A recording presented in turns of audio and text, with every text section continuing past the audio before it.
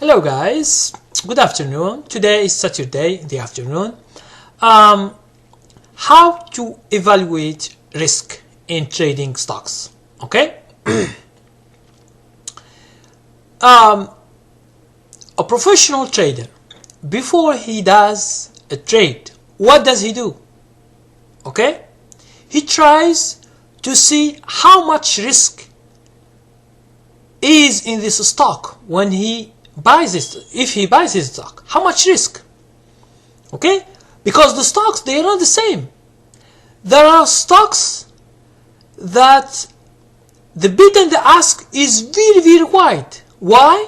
Because the volume is not that high. It means that not a lot of traders are going to this kind of stocks. That's why just yesterday, yesterday Friday, I was waiting for some stocks, and then one of the stocks that I was waiting for, it gives me a signal to buy. Okay, I directly want to buy. I like it very much. It is what I'm looking for. Okay, but the problem, when I go to the bid and the ask, I found $1. What? $1? Like $1.10 or $2.20 is from the bid and ask. Oh, that is too much for me. I cannot lose. What does it mean is bid and ask? Bid and ask, for example, if you buy right now a stock that it is 50, this is the ask, what they ask you to pay. Okay, this is the ask. Now if you pay $50, just $50 for this stock, okay, but when you want to sell, which is the bid, when you want to sell them, they tell you 49. What? $49? So you want to rip me off of $1 just in a second? If I want to buy and sell, you rip me off $1. If I buy 100, I lose $100. Okay? If I buy 200, I lose $200. Okay? You see how much is the risk here? So although I like this stock, I love it. My strategy gave me a signal. I must buy it. But when I see the risk, I say to myself, never. I will not give them $100 for each 100 shares I buy, because the bid and ask is too much. If it is, for example, 5 cents, 2 cents, 3 cents, maybe 7 cents, I may accept. But $1 for each share I buy, this is too much. Coffee. Okay? So this is just an example of risk. Why you should risk too much for a trade? You shouldn't. Even if you like it, even if you love it, this is what you are looking for. But if you buy right now and just you change your mind, you want to sell, you lose $100. So it's too much for me. Okay. So second thing is that I don't like those stocks that are low volume, because low volume brings bid and ask, they are wide. Okay, whatever is the stock is, I'm not speaking about penny stocks because they are so wide. Okay, their bid and ask, they are so wide because no one is going to buy there. Okay, you don't find a lot of volume there. That's why the bid and ask is too much. I'm not speaking about that. I'm speaking about regular stocks, common stocks, $50, $40, $90, $100. This normal stocks that professional trader buy. Okay. Another thing is, there are some stocks that are volatile, some they are not. Volatile, what does it mean?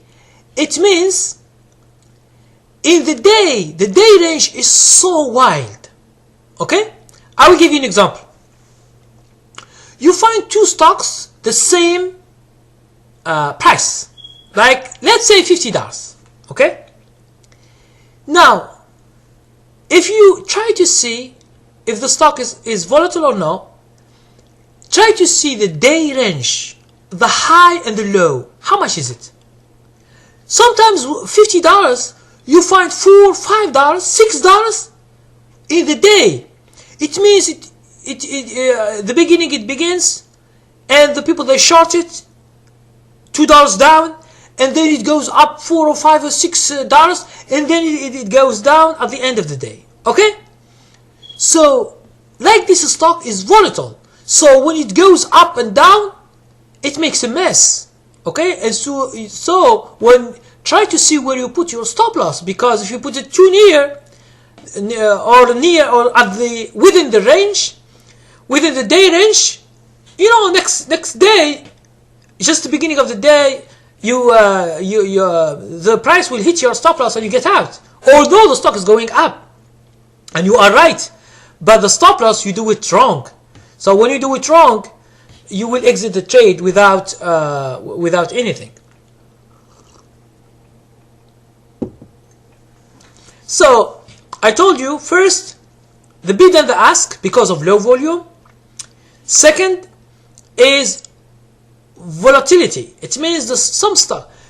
And I told you, a stock that it is volatile, for example, $5 or $6 from the low to the high. You find another stock that it is $50, but all it goes is $1.50. From the low to the high is $1.50. You see, they are not the same. So since they are not the same, you should never treat them the same, especially in the stop loss. Okay? Another thing. When you buy, for example, 100 shares, for example, a stock is $10. You buy 100 shares,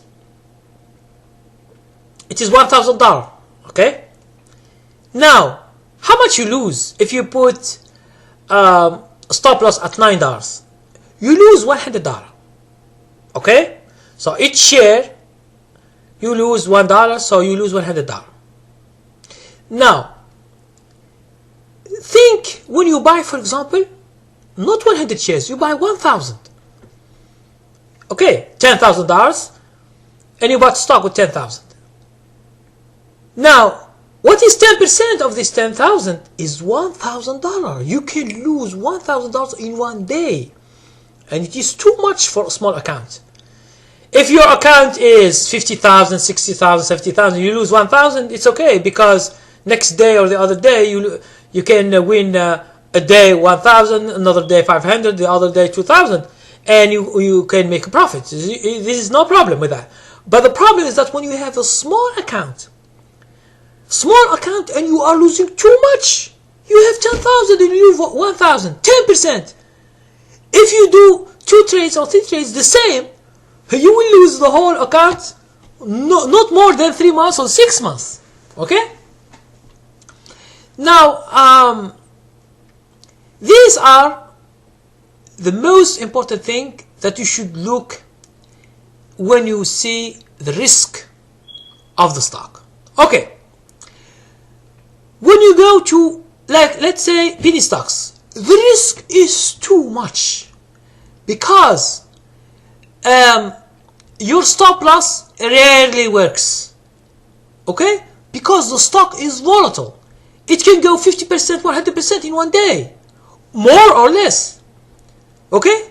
So that's why some people they don't put stop loss.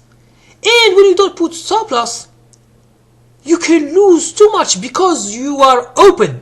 You open your position and you leave it for the market to do what the market will do. The market does what it does. Okay?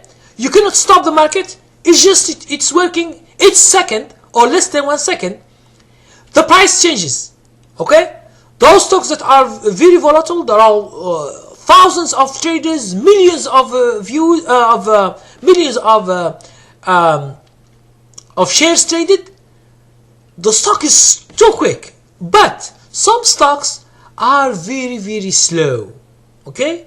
They are not volatile. They are very, very slow. Low volume. No one is going to this kind of stocks. And those companies are like sleeping. Okay? Their stock is sleeping for 10 years or 20 years. From $10 it can go to $15. You wait 10 years, 15 years, 20 or 30 years. I don't know how many. But those stocks I don't see. I don't want to see those stocks. I don't follow them. And it's done. I don't want to lock my money for 10 years in order to get 15% of my money. It's too much. Okay? I want to get 50% in 1 week, 2 weeks, or 1 month. I want to see my money growing. I don't want to see my money locked in investing thing like the old people they do. They invest. Okay, they invest for the long run. They say, okay, the long run. You don't know if you die, if you are still living or you die. I need the money now to make a profit now, to live now. For the future, we don't know. Okay, maybe you buy $1 million and tomorrow you die, so you give it to others. Okay, your family or your government or whatever, or charity or wherever you want to give. Okay, so the future, no one knows the future. But for me, I want now. If I want to decide for the risk, I decide now. For people who invest for the long run, for more than 1 year, this is investing, more than 1 year. They buy a stock, they don't know. They don't know if next year they win or they lose. If they win, it's good for them. But if they lose, it's too much to wait the whole year and then you find that you get a loss for your investment. Okay? You say, no, it's for the whole life. Okay, the whole life. But let's say you buy a stock for 20 years and it doesn't go that much. Suppose that it goes up and it doesn't go that much. Let's say it was $10 20 years ago and now it's 20. Do you think that this is performance or something that you can rely on? No. Okay? You are just wasting your time all your life, and then you die. You die with a heart attack when you see that you lost all your money or half of it in investing in stocks that you shouldn't. Okay? That's why people, they do day trading, they do swing trading, they do position trading. Is just they want a quick buck. They don't want to stay the whole life waiting for this thing. And they told you, it's a good thing. Now, if you have a 401k or you have an investment long term, yes, it's okay, because this you can take the money from it and you don't need it right now. Maybe you need it in your retirement. That's okay. But I'm speaking about trading, about making money. It means trading, it is like when you open a store. Okay? You need money to open this store, to put it full of merchandise, and then you sell. Okay? Trading is the same thing. You should have a good account in order to do what you want to do. You come with $1,000, $2,000 and you say, okay, I want to stop my job and to begin trading, and I will live with this $1,000, $2,000. You can't. Okay? You can't, because try to think logically. Okay? So we go back to our question, is how to calculate this risk. Okay? I have spoken about many things that you should see the stock that you are buying. Okay? If it is volatile or not, if the volume is so high or not high, because this affects the bid and ask. Don't buy when we have the bid and ask is too wide. I give you an example. For example, you buy a stock with $50, but the bid is $49. Okay? It's too much, $1. It's too much, because you just begin and you see in your platform, in your broker account, that you lost $100 just to buy it. You lost $100. Okay? Because if you want to sell, you will sell with $49, so you lose $100. And suppose that you buy 500 shares, you lose $500 just like this. And suppose tomorrow it goes $1 less, it becomes 49, and you will sell with 48. You see the bid and ask? Okay? You will end up losing $1,000 just like this. So try to think. That's why this risk, what we call risk, You should calculate, you should plan for your trade. That's why I always ask anyone who wants to do a trade. Okay, you take a stock, study it. Okay, is it volatile? Is it not? How much is the volume? Is it volatile or not? The bid and the ask, you see how much is it 1 cent? For me, I always buy stocks that is 1 cent from the bid and ask. 1 cent only. The stock is 100. But when you go, you find $100 the bid, the ask 101 cent. Okay? Sometimes some that are volatile, you find $100, 2 cents, 3 cents. Okay? Because I don't want to lose my money on the bid and ask. I am paying commission. So why should I use or choose stocks that have the bid and ask? You say, oh, they are good. No, they are not good. Okay? Any stock that I begin with and I begin to lose money, it's not good for me. It's good for you. Okay, take it. I will give it to you. Take it and try to make millions from it. Okay? So I don't play with the stocks that have bid and ask, which is too wide. Okay? And another thing that you should see in the risk, don't buy one stock with all your money in your account. I make a video before, just yesterday I make a video about this. Don't buy all your money one stock, because if this stock goes wild and bad and against you, you will lose too much money in your account. Okay? So these are kind of risks that you can have. Another thing, try to check something which is fundamental. Now I don't like fundamental, but try to see earnings date. It's very, very important, because sometimes we have a gap up or gap down. After you try to see when does this earnings come for the stock. Is it before before the opening of the stock market, before 9:30, or during the day, or after the stock market closes? And check. If it is bad news and you see the stock is going down, until you see the stock is going down, sell it. Don't let it to tomorrow, because maybe we'll see a gap that you lose almost all your money. Okay? So when you want to buy, a good risk management is buy, like, for example, 10% of your money, 15%, 20%, but don't take all your money, put it in one stock. Okay? Because this, in terms of risk, you are risking too much.